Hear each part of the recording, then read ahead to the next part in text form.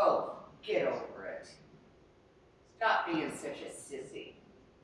You know, why are you, so isolated? And why, when you hear loud noises, do you act like someone's attacking you? Why do you drink and drug like you do? And that's just not, because we haven't been taught about these things, how to deal with it. Especially being invisible. You know, most of the homeless people nowadays are Vietnam veterans.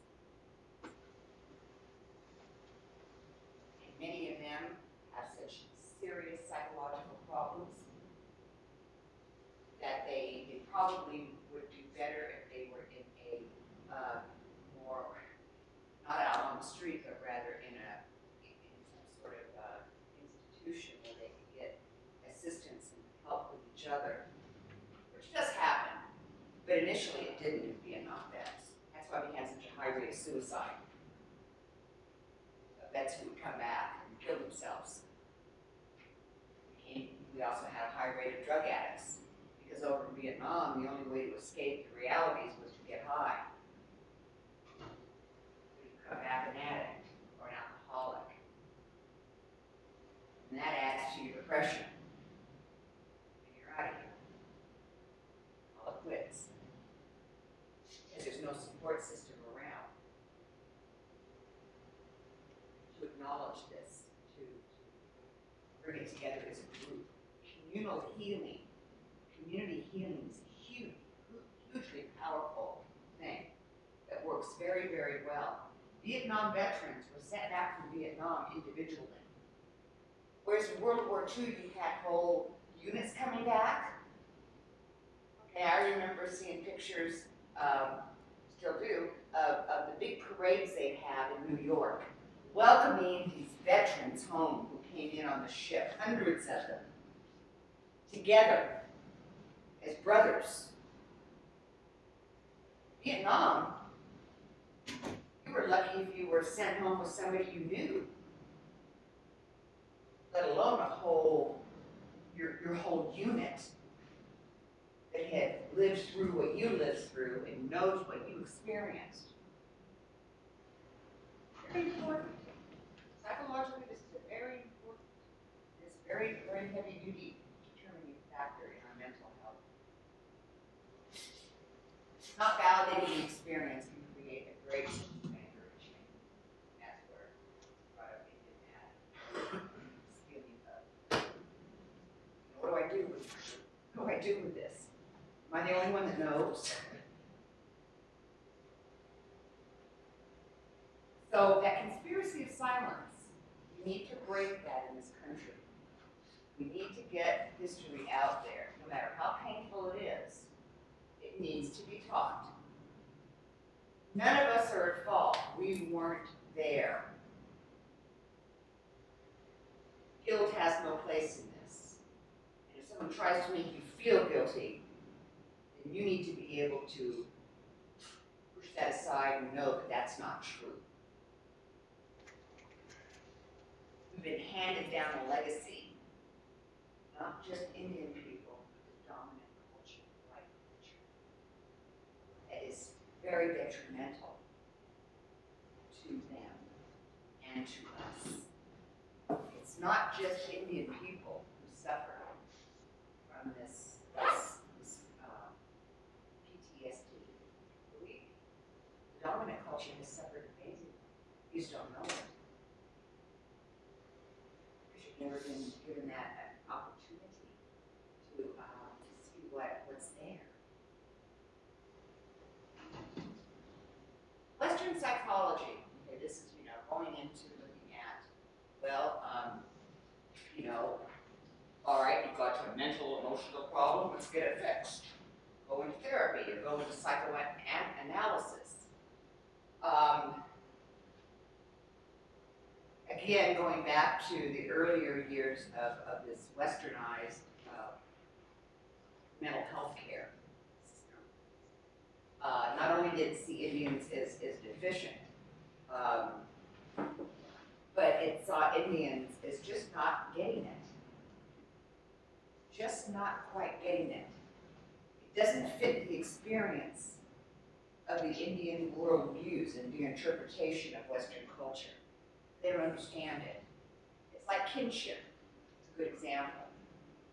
Among many Native cultures, relationships, kinship, family, is seen a different way than from the dominant culture.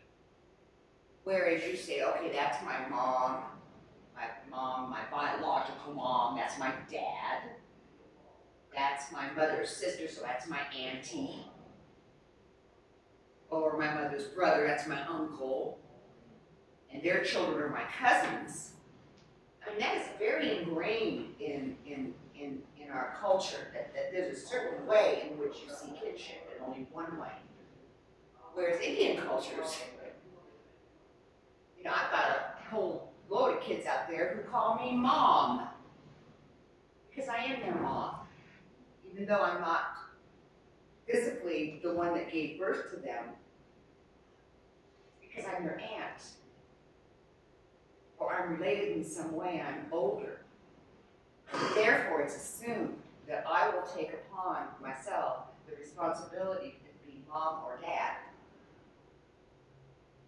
to these children who aren't really my direct children, who are nieces and nephews. But we literally see them, each other, as mom and dad, the relationship. You say, well, that's crazy, because you're not. No, it's not. It's all in how you see it. It's all in how you perceive reality.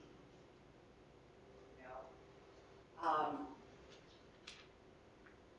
When you have cousins that you call your brothers and sisters, I've had people tell me, oh, that can't be your grandchild, because I know you're not really related to them. Oh, no, but they are. That is my grandchild. I took that child as a grandchild. That doesn't mean just by saying, oh, I'm going to take it. It means that I have responsibility to any other, to that child that I've taken as a grandchild. Same responsibility that I have to my biological grandchildren. That is the kinship system. It's very different from what we see in the dominant culture. Very different. And it's been interpreted as being wrong. When you sit with a therapist and you're talking about your sisters and brothers, the therapist says, wait a minute, you don't have any brothers. Yeah, I do. No, you don't, because they're seeing it in a different way. And all of a sudden, you're perceived as being a little bit off. This is what Western psychology used to do to Indian people and to people that moved up dominant culture. Dismiss their experiences and their worldviews as not being normal. Okay? Basically, what it was is the process of comparing Indian people to what they are not, creating feelings of shame. You're not one of us. You're black, you're not one of us. We do this to each other. I know a lot of very racist Indians who are racist against black people. Vice versa. It's not just between white and no. It's just endemic. Learn this pattern.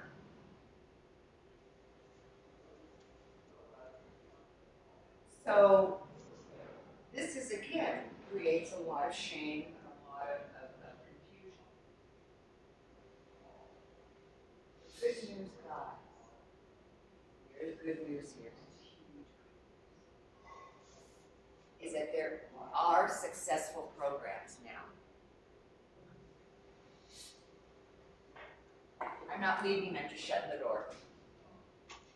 There are successful programs that have come about because of this awareness now. Because of this awareness of PTSD, not just among Vietnam vets, not just among Holocaust victims, but people who have, as a group, suffered a great deal of long-term trauma and oppression. It integrates both views. And this is, if you're going to be a therapist, you have to be able to do this in the real world. Because not everybody is just like you.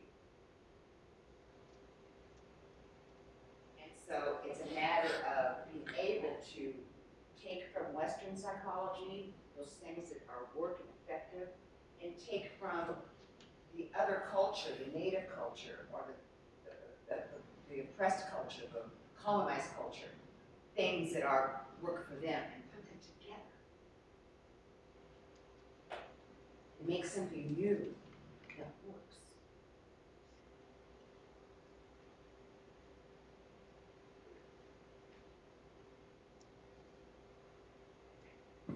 Many clinics now treat people in America are using this model. If they're not, you guys need to get on that.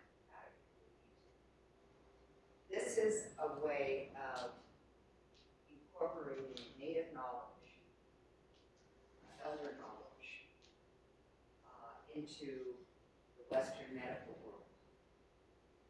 It's like, you know, in Lander, I don't know if they still have it here or not in Riverton, we have a Native American healing room. Where if you're Native, you can have medicine people come into this room where they'll put you and tend to you in a traditional way, where it's legal, it's allowed.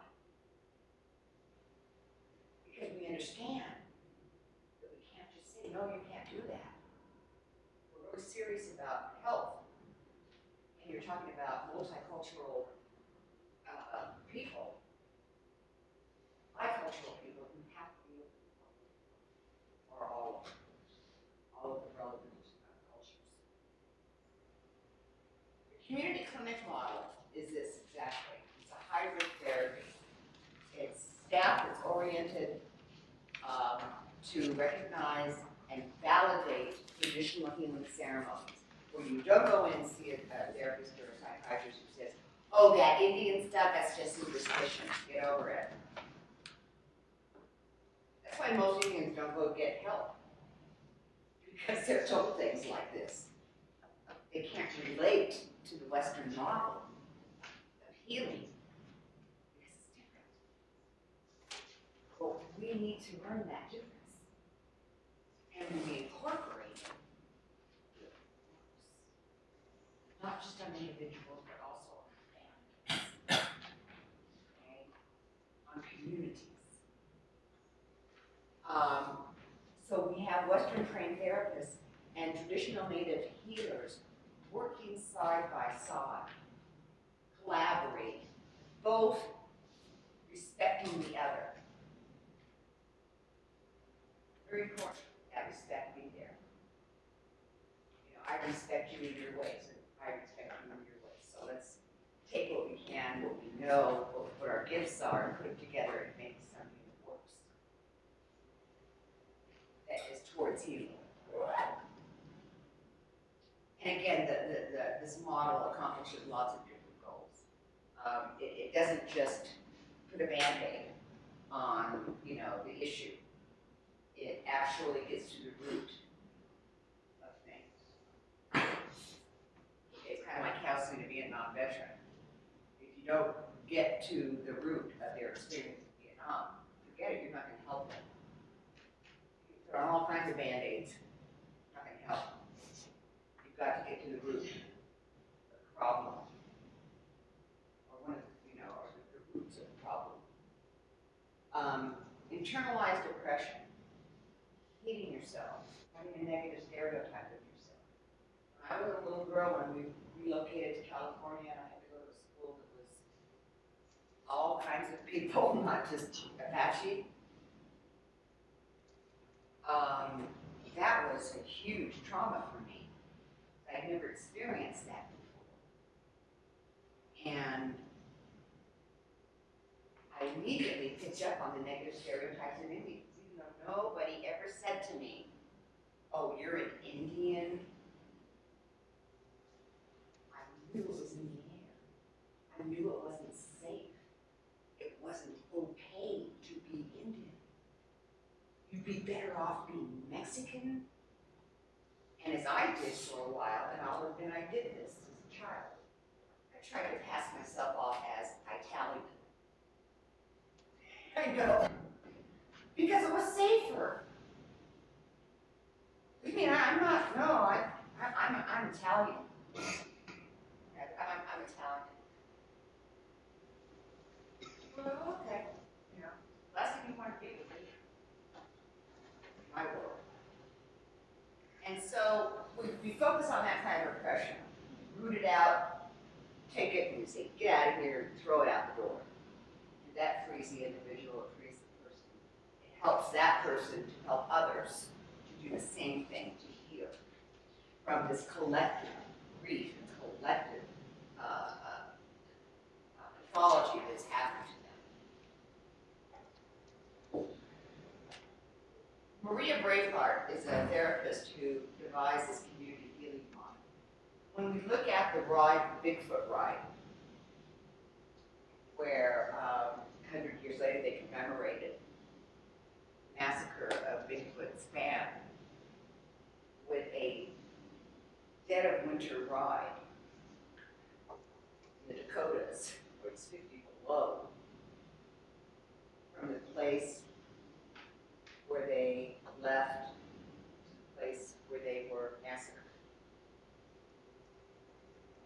And we've seen in videos experiences where people say that they finally feel that they can have some peace, that they can breathe in a positive way.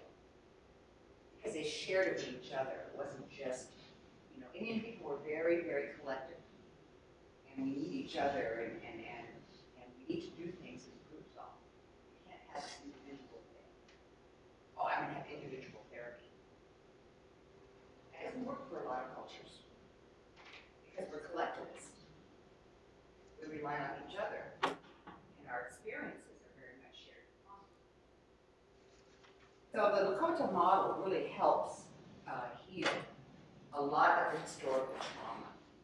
It allows you to do these things that are on the list here. It allows you to mourn together. To acknowledge, yeah, we lost a lot. I'm going to acknowledge that. Talk about how it makes me feel.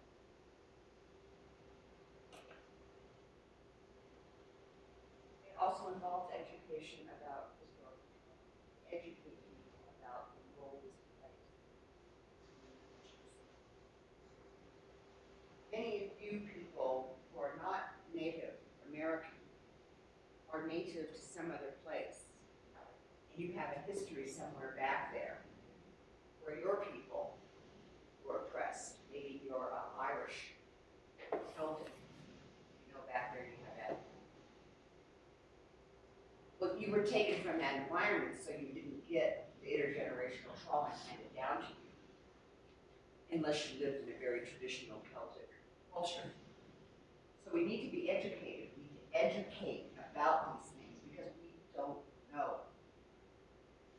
Don't just automatically know. What studies have shown, and this is so, it's almost too simple. We're going to see it in the video next time. What can we do? How can I begin to address this in my family? How do I go about doing that? It's scary. I don't want to go there.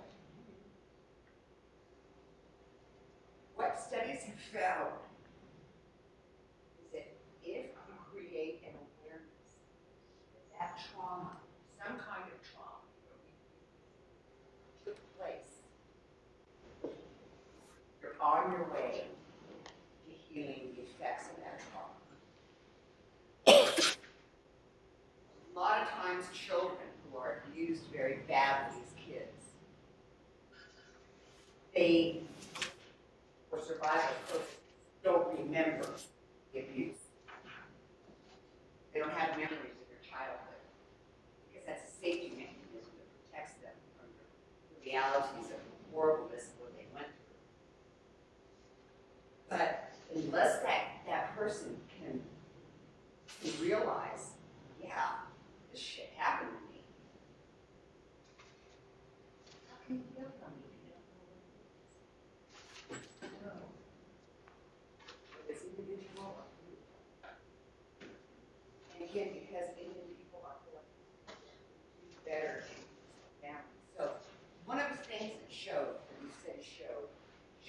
acknowledging that these things happen. Doesn't mean you have to be a historian and know everything about your tribe or everything about your people or everything about them. No, it's just saying, you know, some really bad things happen over a long period of time. And those bad things, even though they stop happening, they affect us. When I heard that, I was, so there's a reason why I'm so crazy. Oh, okay. Then you talk with each other about it. What are we talking about? Well, you know, Grandma here was a boarding school. What was that? They don't talk about it often. The story started and the meeting started with that sharing experiences. Just creating an awareness that it exists there. This is part of your whole. What we are going to see next time is a video that is a really good example of this happening. Not my plan, but it's fun. I think it's in our nature as human beings to want to come together, to want to share